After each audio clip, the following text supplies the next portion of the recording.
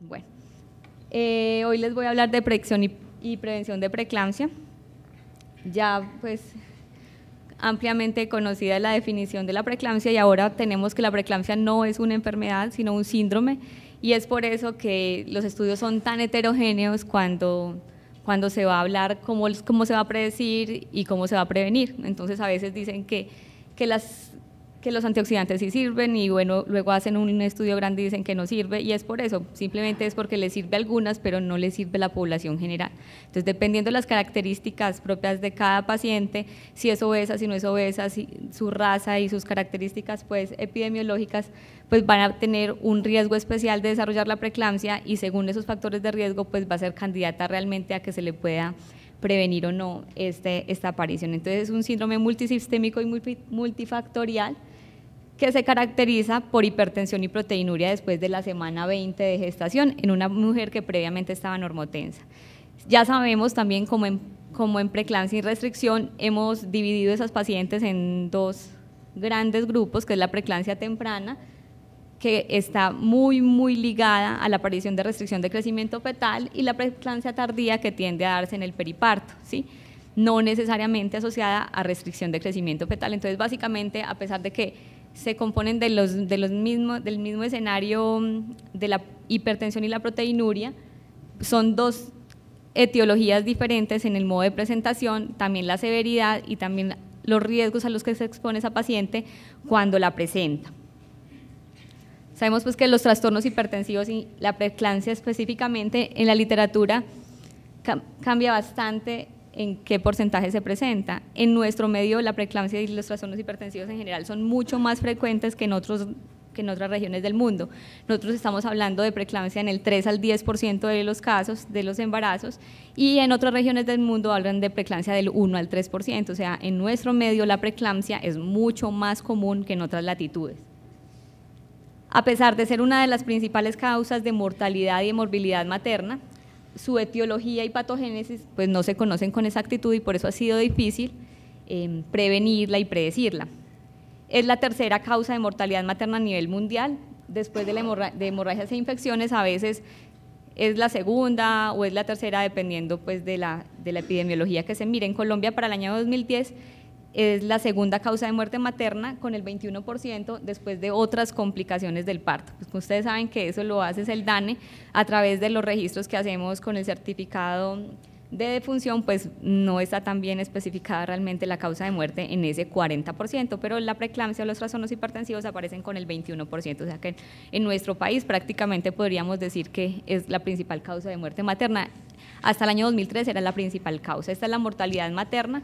Ocurrieron 300.000 muertes maternas en el año 2015, esto es algo pues asombroso todavía la cifra, y el 12% se debieron a eclampsia. Más o menos entre 36.000 y 42.000 pacientes en el mundo murieron de eclampsia para el año 2015. Sigue siendo demasiado, a pesar de que ya no es la primera causa de muerte en el mundo, siguen siendo demasiadas mujeres las que mueren. Entonces, como son tantas mujeres a las que les da preeclampsia y eclampsia, el impacto que tendría una intervención que prevenga la preeclampsia es demasiado. Entonces, vamos a mirar pues a través del desarrollo de la conferencia pues que realmente lo que tenemos no es demasiado, no previene mucho la preeclampsia, pero cualquier 10%, 15% salvaría miles de mujeres cada año. Entonces, digamos que a pesar de que el porcentaje realmente no nos gusta, quisiéramos que fuera el 80, el 90% de lo que se previene, pues es suficiente salvar 1.000, 2.000, 3.000, 10.000 vidas al año.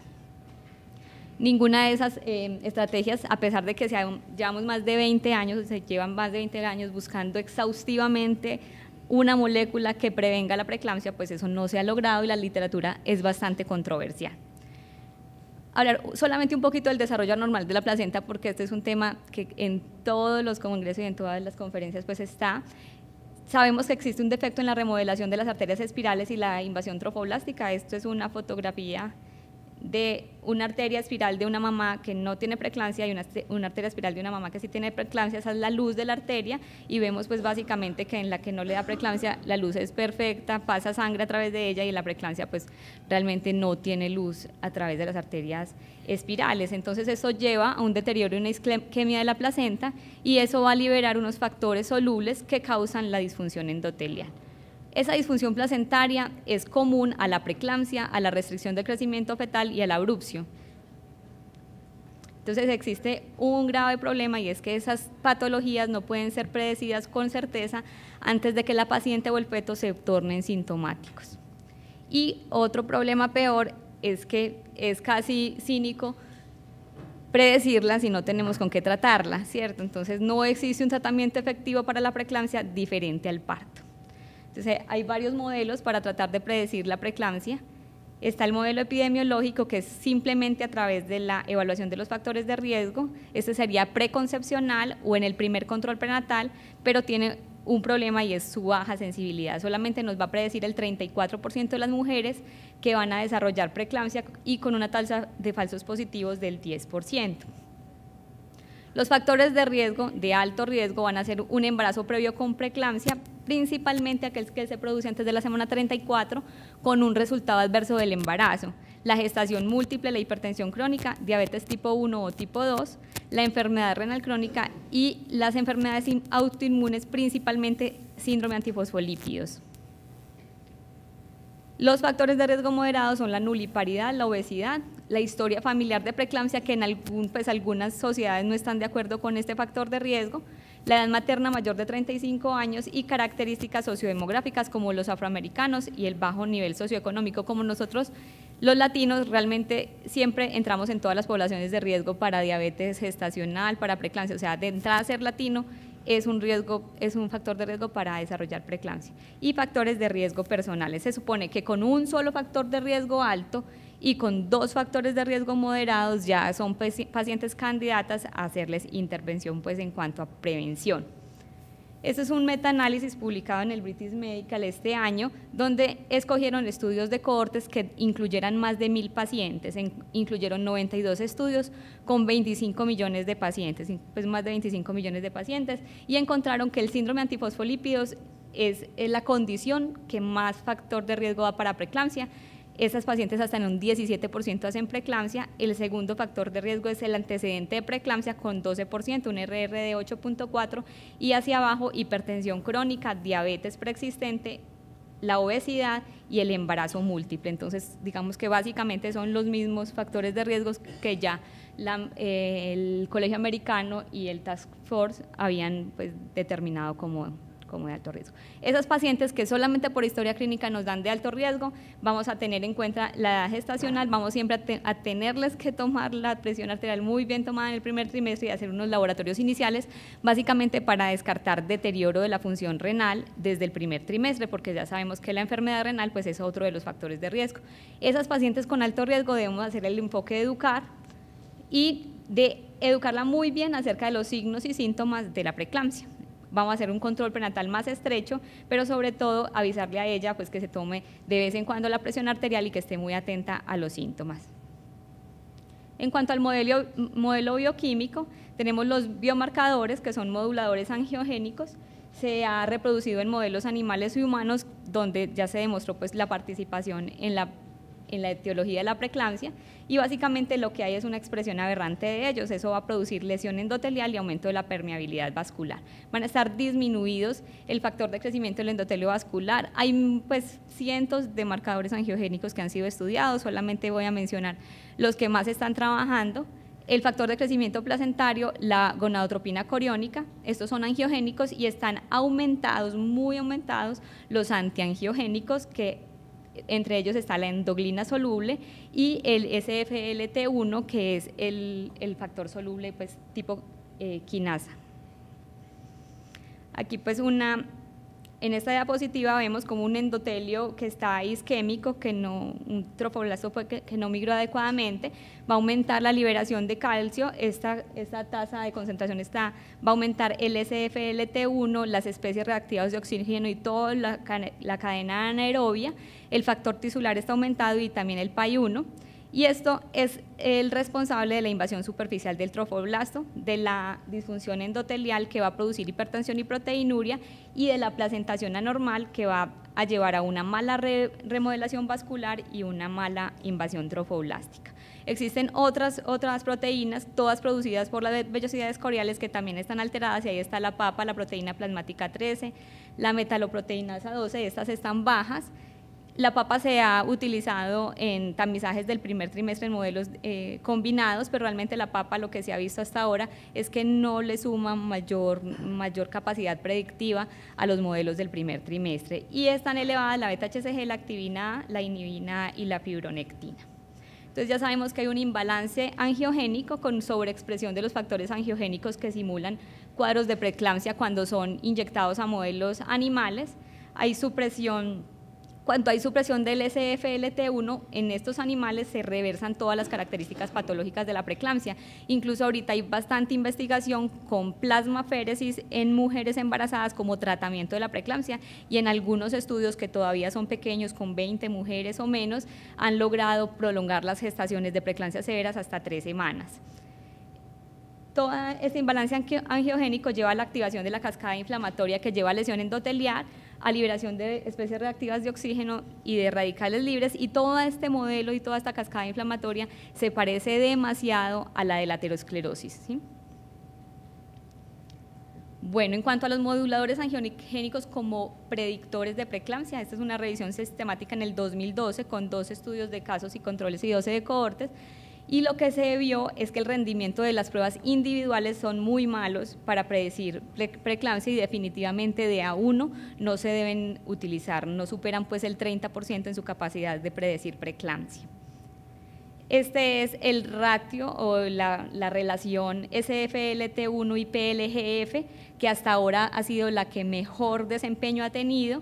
En esta, pues lo que miraron fue la capacidad, el valor predictivo negativo de esta prueba. Este es en enero de este año, y publicaron 550 pacientes, les midieron la relación SFLT1 sobre PLGF, y con un valor arbitrario, pero ha estado muy parecido en la literatura, más o menos entre 33 y 38 es el valor de corte inferior, para predecir la aparición de preeclampsia a las 4 semanas. Y ellos dicen básicamente, con un valor predictivo negativo del 99,3%, que toda paciente que se le haga una relación SFLT1 sobre PLGF a las 4 semanas, pues no tiene preeclampsia, ¿sí? Por debajo de 38 para ellos, no, con una sensibilidad del 66% y una especificidad del 86%. Entonces se puede utilizar con un excelente valor predictivo negativo. Este fue publicado en el 2015 por el grupo español, y evalúan la relación en la predicción de disfunción placentaria, y ya van más allá de solo preeclampsia, porque es para también restricción, abrupción y preeclampsia. Y ellos prueban pues cómo esta relación, a pesar de que en la literatura pues tiene puntos de corte variables, ellos eligieron un punto de corte de 33 y por encima de 85, por debajo de 33 para que definitivamente la paciente no tiene disfunción placentaria, y por encima de 85 para indicar que la paciente sí tiene disfunción placentaria. Es un indicador de placentación defectuosa y sirve para predecir preeclampsia y restricción de crecimiento. Predice mucho mejor la restricción temprana y también la preeclampsia temprana, y a mayor valor de esa relación se correlaciona con la severidad del cuadro que va a presentar la paciente. Ellos hablan que una relación SFLT1 sobre PLGF mayor a 655 en las pacientes, el embarazo duró más de 48 horas solamente en el 30% y más de 7 días solamente en el 5.9% de esas pacientes. O sea, una relación mayor a 600, básicamente esa señora madure y saque, porque no le va a dar tiempo de más. El modelo biofísico es el de las arterias uterinas, pues básicamente en este caso el Doppler de las arterias uterinas. La resistencia al flujo de las arterias uterinas normalmente va a disminuir paulatinamente desde el principio del embarazo hacia adelante. El aumento en la impedancia en esas arterias uterinas refleja que hay mucha resistencia debido a una diferenciación defectuosa del trofoblasto. Ahorita lo que estamos utilizando básicamente es el índice de pulsatilidad promedio de la arteria uterina derecha y con la izquierda, y años atrás pues también se le daba bastante importancia a la presencia del notch, que es esta muesquita antes de la diástole, iniciando la diástole, pero pues se sabe que si tienes un IP por encima del percentil 95, que es lo mismo, toma la uterina derecha, toma la uterina izquierda, la promedia y la mete en una tabla según la edad gestacional para saber si está por encima del percentil 95. Ya solamente un IP promedio por encima del 95, pues está alterada la prueba. Si además tiene NOSH, sí le confiere un poco mayor sensibilidad para predecir la preeclampsia, pero la ausencia del NOSH no quiere decir que la paciente tenga el examen normal. Entonces, tiene una predicción mayor del 90% para preeclampsia y restricción de crecimiento temprana, pero en el segundo trimestre. En el primer trimestre tiene una sensibilidad baja, tiene un valor predictivo positivo que difícilmente supera el 20% en el primer trimestre. La persistencia del NOSH y del IP promedio por encima del percentil 95 después de la semana 26 sí es un excelente marcador de preeclampsia, pero pues digamos que para efectos de la prevención es bastante tardío ya decir a las 26 que definitivamente la señora hizo una placentación anormal. Entonces tiene un buen valor predictivo negativo, o sea, nos gusta cuando sale normal porque sabemos que la paciente que tiene un Doppler de arterinas normal pues va a tener una baja posibilidad de alteraciones de la placentación o de una placentación defectuosa. Entonces les hablaba del pobre valor predictivo en el primer trimestre y una mejor sensibilidad a medida que avanza el embarazo. Definitivamente ya están en desuso como predictores la prueba de sensibilidad a la angiotensina, el roll-over test, las pruebas de ejercicio isométrico, el ácido úrico, y estas pruebas simplemente nos van a consumir tiempo y recursos sin que tengan pues básicamente ningún valor. En los modelos combinados, que realmente lo que se está trabajando en el primer trimestre, están siempre la evaluación de los factores de riesgo maternos, la medición de la tensión arterial media es imprescindible, incluso pues por ejemplo, en el consultorio, en el hospital, va una paciente al tamizaje genético y siempre les tomo la presión y la señora es como, qué ecografía tan completa, pues son como aterradas porque están tomándome la presión arterial en el tamizaje es obligatorio. Se ha hablado pues que es prácticamente negligente no tomar la presión arterial en el primer trimestre y es obligatorio que un médico, pues alguien que definitivamente esté tomándolo bien. Y hay que adherirlo a un programa pues para hacer el cálculo de riesgo con la mayor cantidad de elementos que tengamos, la tensión arterial media, el peso y la talla para poder calcular el índice de masa corporal, siempre índice de pulsatilidad en el primer trimestre, que a pesar de que tiene un bajo poder predictivo, pues combinándolo con las otras herramientas, pues nos puede brindar mayor sensibilidad. Este estudio, bueno, el grupo de Nicolaides realmente ha hecho muchos estudios tratando de implementar modelos de predicción en el primer trimestre.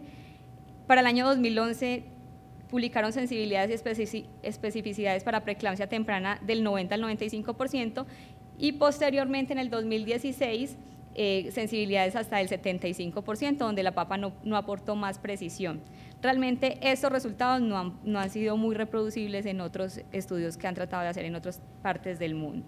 En el segundo trimestre se van a hacer entre semana 24 a 28, entonces el primer trimestre, ¿qué ventaja tiene? Pues que nos va a identificar las pacientes que están en riesgo de desarrollar preeclampsia, a las que les vamos a dar lo que más adelante vamos a mirar que funciona para prevenirlo. En cambio, en el segundo trimestre, básicamente vamos a identificar las pacientes que siguen en riesgo de preeclampsia, que vamos a hacer un seguimiento médico clínico mucho más estrecho y que son pacientes pues que ahí está el grupo donde está la mayor morbilidad.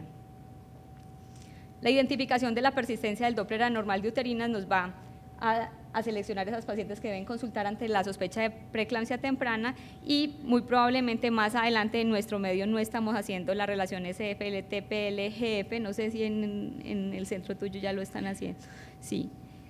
Luego nos cuentas cómo hiciste para implementarlo, porque yo pienso que hacia allá definitivamente tenemos que avanzar, porque pues ya es absurdo saber qué sirve y no estarlo haciendo. Entonces, ¿qué tan cerca están esos modelos algorítmicos de ser buenos, de ser buenos detectores de preeclampsia? Pues vamos a mirar la validez interna, que los estudios pues tienen una adecuada validez interna, pero ha sido difícil hacer la validez externa pues de estos estudios grandes, aleatorizados que han hecho en otros países, los han hecho luego en otras latitudes y no han encontrado los mismos resultados. Luego el rendimiento, que es el cálculo cercano al resultado predicho con el cálculo real que se obtiene en la vida clínica, la diferencia entre los eventos observados y entre los eventos predichos y luego la capacidad que tiene el modelo para distinguir entre los pacientes que tienen y que no experimentan los resultados de interés. Aquí pues esto es un estudio de validez externa, donde como les contaba, por ejemplo, en este estudio solamente un modelo se desempeñó mejor de lo que decía, el resto pues realmente tienen una capacidad de predicción de preeclampsia mucho menor. Bueno, hasta el momento la mayoría de los modelos de predicción de preeclampsia tienen adecuada validez interna, pero no han demostrado adecuada validez externa y solamente unos pocos la han logrado. Y ninguno ha evaluado pues el impacto de la validez externa. Ya sabemos pues que estos modelos nunca van a sustituir el juicio clínico, pero sí va a guiar bastante las decisiones. Entonces, en prevención, ya sabemos que los agentes antiplaquetarios, las bajas dosis de aspirina van a disminuir la síntesis de tromboxanos, que es lo que nos van a dar la vasoconstricción, mientras se mantiene la síntesis de la prostaciclina. Realmente lo que produce es una modesta reducción del riesgo de preeclampsia en pacientes con riesgo moderado o alto. Definitivamente no es una recomendación para la población general, reduce el riesgo de preeclampsia dependiendo del estudio que miremos, no supera el 20% el beneficio. Hay algunos estudios que sí ya son muy seleccionadas las pacientes con muy alto riesgo, antecedente de preeclampsia, obesidad, hipertensión, pues han hablado hasta del 60%, pero realmente la mayoría de estudios están por debajo del 20%. Y lo otro es que la aspirina definitivamente es segura en el embarazo. Estudios más antiguos hablaban de iniciarla después de la semana 12, pero ahora se sabe que iniciarla pues casi que desde el inicio de la gestación no tiene ninguna contraindicación. Al inicio parecía pues que fuera como la píldora de salvación para la preeclampsia. Los estudios iniciales fueron muy pequeños con una reducción muy marcada del riesgo, pero posteriormente los estudios grandes no han demostrado esa disminución tan marcada. Esto fue un estudio inicial, el CLASP, en el 94, 9.364 mujeres, pero no clasificadas por riesgo, sino población general, les dieron aspirina 60 miligramos y no encontraron ningún beneficio para disminuir la preeclampsia. Ya luego fueron clasificándolas por riesgo y los estudios posteriores sí han encontrado una reducción significativamente estadística, no tan marcada, más o menos del 18 o 20%, pero que hablamos si prevenimos el 20% de las eclampsias, pues bastantes muertes se van a evitar. Aquí vemos pues el forest plot, donde el promedio pues es una reducción muy discreta, que es este último rombito, es una reducción muy discreta en la aparición de la preeclampsia, pero nos toca conformarnos con lo que hasta ahora ha servido. Aquí es aleatorio, este es un estudio francés donde aleatorizaron pacientes, pero después de la semana 23, le hicieron Doppler de uterinas y el que le saliera normal le empezaban aspirina, pues básicamente después de la semana 24, y lo que encontraron es que el Doppler de uterinas sí predice la preeclampsia, pero definitivamente no previene la preeclampsia cuando se inicia tan tarde. Entonces, ahí demostraron la limitación del inicio tardío de la aspirina. Todavía en la práctica clínica ve uno muchas personas iniciando aspirina después de semana 16, el estudio PREDO aleatorizó a estas pacientes, el estudio realmente no es muy grande, pero es un metaanálisis donde inician de estudios donde iniciaban aspirina 100 miligramos antes de semana 16, y aquí sí tuvieron reducciones del riesgo de preeclampsia hasta el 40%, entonces ya sabemos que definitivamente solamente pacientes de alto riesgo y solamente antes de la semana 16. Si usted encuentra una paciente que inició controles a la 18 y es obesa y es hipertensa, ya no le sirve, o sea, la señora ya definitivamente tiene riesgo, pero utilizarlo, lo que sí se sabe es que no le sirve y aumenta el riesgo de abrupción de placenta, entonces definitivamente no se debe empezar después de la semana 16. Otras estrategias, el calcio básicamente lo mismo, estudios grandes, este es de la OMS, este no encontró una reducción del riesgo de la preeclampsia, esta pues en paciente embarazada simplemente, en paciente embarazada con baja ingesta de calcio, en este estudio 8.325 mujeres aleatorizadas, no redujo el riesgo de preeclampsia, pero sí la severidad de la preeclampsia y la morbimortalidad, y esta revisión Cochrane del 2014 sí encuentra que suplementar 1.5 a 2 gramos al día en pacientes con baja ingesta, que son aquellas que consumen menos de 600 miligramos de calcio al día, reduce en más del 50% el riesgo de aparición de la preeclampsia. Las estatinas están en estudio, La estatina tiene el problema que está clasificada como categoría X en el embarazo, entonces se ha estudiado con bastante cautela. El año pasado hubo un estudio piloto con 20 pacientes seguidas. Básicamente la experiencia es con pacientes que toman estatinas y que inadvertidamente se exponen en los primeros trimestres a ellas, y hasta ahora no se ha visto que las estatinas produzcan alteraciones fetales en esas pacientes. Pero la recomendación de la OMS es que paciente que tome estatinas y esté embarazada, en cuanto se entere de la gestación debe suspenderla. Todavía hay un estudio ¿por qué se están utilizando las estatinas? Pues por la similitud que tiene con la enfermedad cardiovascular, ¿sí? Tienen una vía común biológica y patológica. Tener preeclampsia aumenta 2 a 3 veces el riesgo de enfermedad cardiovascular en la mujer que la presenta, y va a depender de la edad gestacional y de la severidad. Si es preeclampsia severa, aumenta 5 veces el riesgo de morir de causa cardiovascular, y si es preeclampsia no severa, 2 veces. Este estudio de STAMP Trial lo estuve súper buscando, no sé si alguien tiene más noticias de él. Este estudio lo estaban haciendo entre el 2011 y el 2014, pero no encontré resultados. No sé si fue que fueron negativos o que algo pasó con el estudio, pero el STAMP Trial es el uso de pravastatina 40 miligramos al día para la prevención de preeclampsia. En modelos de ovejas hay una disminución notable de la respuesta cardiovascular y metabólica a la hipoxia aguda in útero, pero en modelos de ratas no se ha demostrado este efecto negativo. Ese estudio, que es grande aleatorizado, todavía no hay resultados. Otras intervenciones, anticoagulación, ni siquiera en pacientes con síndrome antifosfolípidos se ha demostrado que disminuye el riesgo de preeclampsia. Los antioxidantes, todas las moléculas que uno se imagine han estado estudiadas para esta prevención: la vitamina C, la E, el aceite de pescado, que ya pues casi todas las vitaminas vienen con él, la vitamina D, el selenio y el zinc. ¿Qué es lo que han encontrado? De la vitamina C y los antioxidantes, definitivamente, incluyendo el selenio, ninguno previene la preeclampsia. Lo que ha pasado es que miden esas vitaminas, miden el selenio, miden el zinc en las pacientes con preeclampsia, y se ve que es mucho más bajo el nivel de esas sustancias en la sangre de las preeclámpticas que en las no preeclámpticas. Entonces creen que suplementándolo pues se les va a quitar la preeclampsia, pero lo que se ha visto es que sí tienen los niveles más bajos, pero que suplementarlo no previene la preeclampsia. En cuanto a las recomendaciones, pues por los grupos de estudio, el Colegio Americano no recomienda el uso de aspirina en pacientes de bajo riesgo, solamente en pacientes de alto riesgo, preeclampsia con parto menor de 34 semanas o más de una preeclampsia.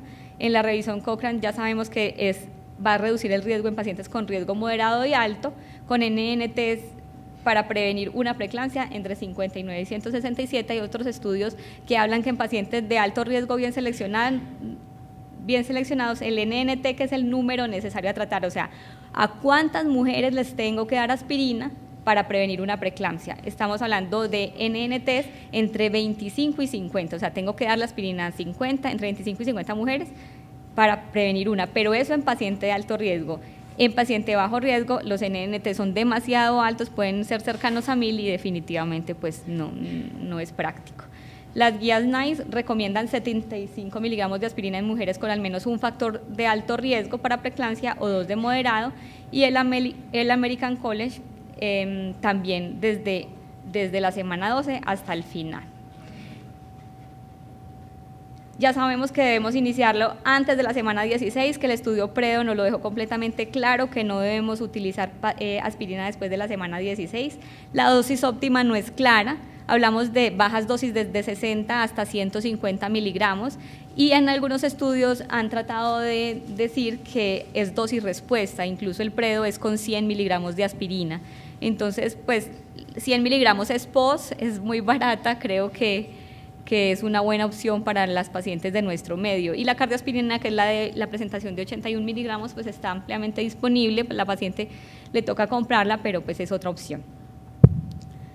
Descontinuar aspirina 5 a 10 días antes del parto va a disminuirle el riesgo de sangrado, sin embargo, dejársela tampoco es que la exponga a un riesgo aumentado, pero lo que hacemos básicamente alrededor de la semana 37-38 se le suspende. No se han visto efectos fetales o maternos adversos del uso de aspirina. Entonces, esto es un modelo de trabajo para el primer trimestre. Vamos a tamizar los factores de riesgo, evaluarlos muy bien, tomarles a todas las pacientes entre la semana 11 y 14 la tensión arterial, hacerles un Doppler de uterinas. Aquí vamos a clasificar el grupo de riesgo, vamos a iniciarle aspirina antes de la semana 16 a esas pacientes que presenten alto riesgo. Les vamos a hacer un adecuado seguimiento de educación, repetimos el Doppler de uterinas en semana 20 a 24 y aquellas que persistan con un Doppler anormal debería hacerse la relación SFLT1-PLGF en semana 26. Eso es todo.